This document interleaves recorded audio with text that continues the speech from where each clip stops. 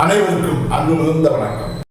செல்வராமாயணம் என்னும் இலக்கண பாடல்களும் இலக்கிய சுவையும் கொண்ட புதிய ராமாயண காவியத்தை புனைய வைத்த என் இறைவன் ராமனை நன்றியுடன் வணங்கி மகிழ்கிறேன். செல்வராமாயணம் பருவம் 3 அயோத்தி பருவம், காலம் 8 பரதங்காலம்.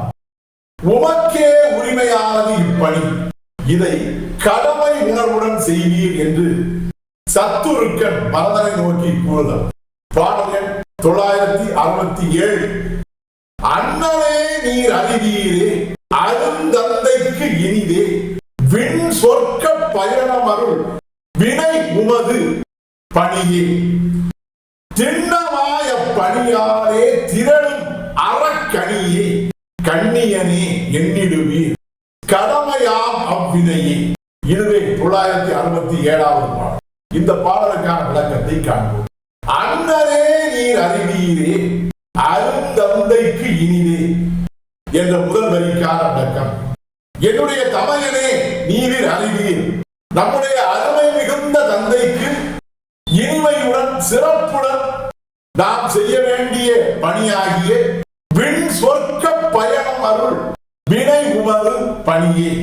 விண் சொர்க்கம் என்கிற வானில் இருக்கக்கூடிய அந்த சொர்க்கத்துக்கு நம்முடைய தந்தை சென்று சேரக்கூடிய பயணத்தை அருள்வதற்காக, பயணத்தை ஏற்படுத்துவதற்காக நாம் செய்ய வேண்டிய அந்த பணியாகிய ஈமச்சடங்கு என்கிற அந்த பணியானது உமது பணியே, திண்ணமாய் அப்பணியாகி திரளும் அறக்கணியே.